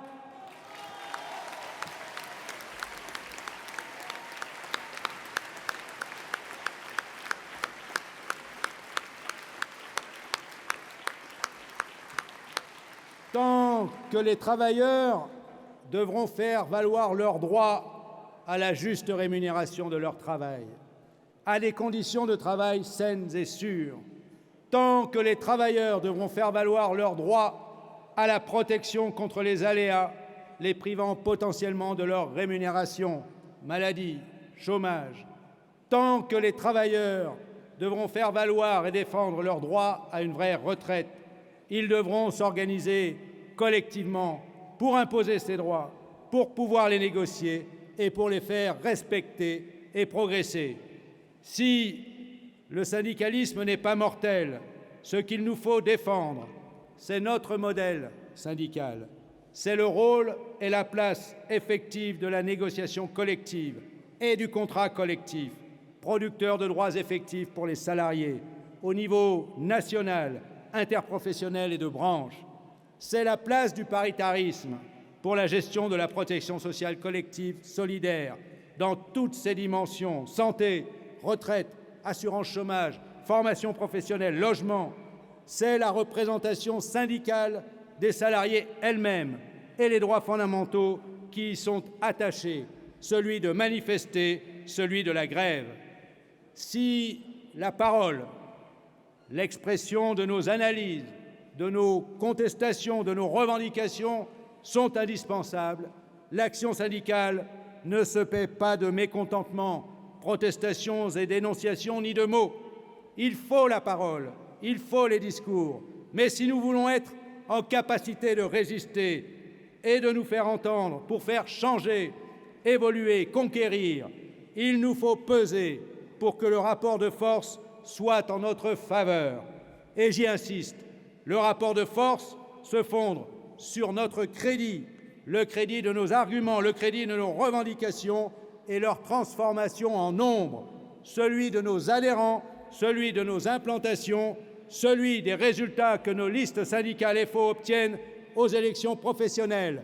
C'est pourquoi aussi, sur le développement, il ne faut pas seulement se répéter que c'est un objectif, un enjeu impératif. Il nous faut agir à tous les endroits, à tous les niveaux, conjointement. Nous avons ainsi développé et accéléré nos politiques en ce sens, en mettant à contribution des camarades de fédérations, unions départementales et syndicats. Nous avons fixé l'objectif que ces actions de développement nous assurent une progression significative dans les années à venir. Nous devons aller au-devant et convaincre les travailleurs, femmes et hommes, jeunes, en apprentissage, en stage, en situation de précarité, à temps partiel, des petites et très petites entreprises, à domicile, isolés, demandeurs d'emploi, travailleurs de plateforme aujourd'hui. Nous devons aller au-devant et convaincre ces travailleurs de prendre part aux syndicats, non pas de suivre, mais de prendre part aux syndicats, avec l'amélioration de notre organisation, de l'efficacité de nos fédérations nationales et secteurs professionnels, avec le maintien et le développement de nos implantations interprofessionnelles locales, UD et unions locales. Un enjeu important sera celui de la cotisation, en simplifier la forme et en élargir le paiement en tenant compte des difficultés que cela peut représenter selon les situations de salariés. Il revient aux délégués des syndicats au Congrès de débattre sur l'activité conduite par la Confédération. Vous nous direz si nous avons répondu au mandat qui lui avait été confié, celui de l'affirmation de la parole, du crédit de la parole de FO. Nous avons réinstallé Force ouvrière au centre du jeu social, considérait récemment une journaliste spécialisée sur les questions sociales et syndicales. Cela dans un contexte particulièrement difficile, du fait à la fois de nos difficultés et des circonstances extraordinaires auxquelles nous avons été et sommes confrontés sur le plan politique, avec la mise en cause de l'exercice de la démocratie, du rôle et de l'indépendance des syndicats, de la place de la négociation collective, face aussi aux conséquences de la pandémie et de la guerre. Nous avons conforté notre représentativité en asseyant notre troisième position dans le privé dès décembre 2018 dans la fonction publique, et nous avons conquis de nouvelles implantations, dont celle symbolique à la RATP. Même si rien n'est acquis et demeure un combat de tous les jours. Après le résultat obtenu en novembre dernier à la RATP, où FO est devenue la deuxième organisation syndicale avec près de 28% des voix,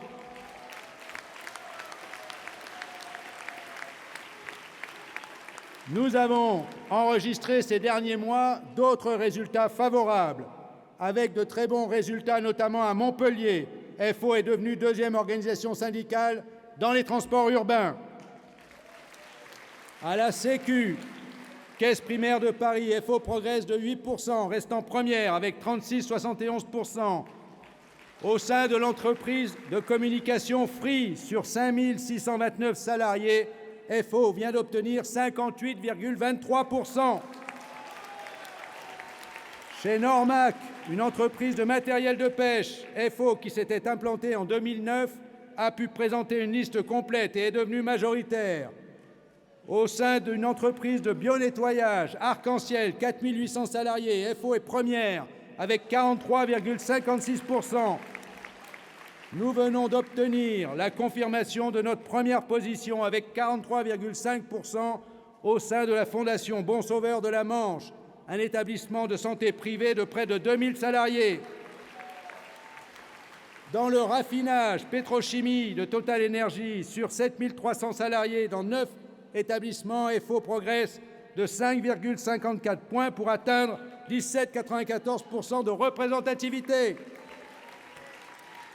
Dans certains établissements de Stellantis, ex-PSA, nos camarades ont dû faire face à une direction qui, à l'évidence, a favorisé une autre organisation. Mais nous avons réussi à maintenir globalement notre première position.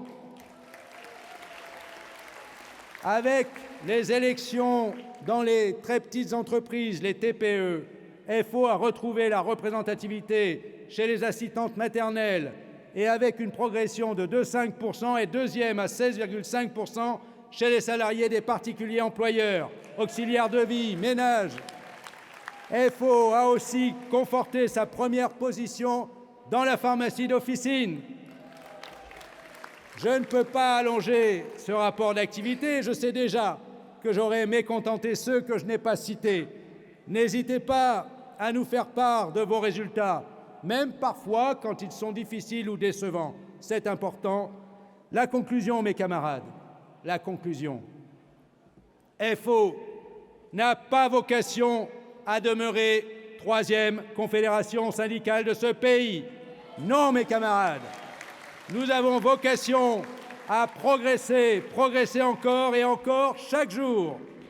Nous avons consolidé, solidifié la Confédération, ses moyens, son administration, par ses instances, y compris sur le terrain financier, tant pour sa politique revendicative que pour son organisation et fonctionnement, pour le suivi financier et budgétaire, pour sa politique de développement, avec la mise en œuvre de chantiers importants. Nous avons su assurer le renouvellement dynamique de nos responsables dans les unions départementales et fédérations. Nous avons fait et nous faisons la démonstration que ni le patronat, ni une autre conception dite syndicale, et nul au pouvoir aujourd'hui ou demain ne pourront mettre en cause ce qu'est la Confédération générale du travail force ouvrière, fondée sur la charte d'Amiens. Nous ne nous en remettrons jamais à qui que ce soit autre que nous-mêmes pour la définition et la mise en œuvre des revendications que nous portons. Nous pouvons donc être confiants dans notre avenir. Nous avons la capacité d'en faire la démonstration collectivement. C'est notre responsabilité la plus importante. Faisons ainsi en sorte que notre Congrès démontre à la face de tous que nous sommes unis, forts et riches de ce qu'est la Confédération générale du travail force ouvrière, une organisation de la classe ouvrière, libre et indépendante, ambitieuse et conquérante quant à son rôle et au développement de sa force militante pour la justice sociale. À vous la parole, mes camarades. Débattez, argumentez, critiquez, contestez, approuvez. Faites-le librement, sans crainte ici. Ici, la parole est libre, contradictoire, respectueuse, fraternelle.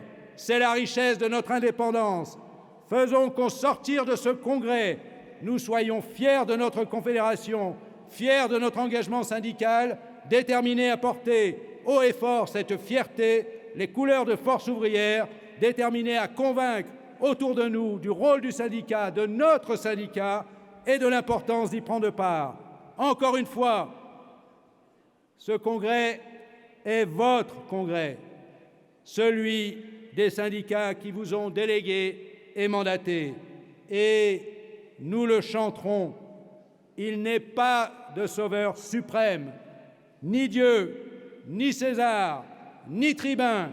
Au terme de ce congrès, comme nos statuts le prévoient, vos représentants au comité confédéral national, représentants que vous avez élus et mandatés dans vos unions départementales, fédérations nationales, procédera à l'élection d'une équipe, celle du bureau confédéral, de la commission exécutive, avec la commission de contrôle et celle des conflits. Elle sera, cette équipe, portée par vos débats, vos résolutions. Elle sera celle du rassemblement, de l'ambition et de l'esprit de conquête pour l'émancipation des femmes et des hommes, des travailleurs. Vive le syndicalisme libre et indépendant, vive la Confédération générale du travail, Force ouvrière. Merci mes camarades.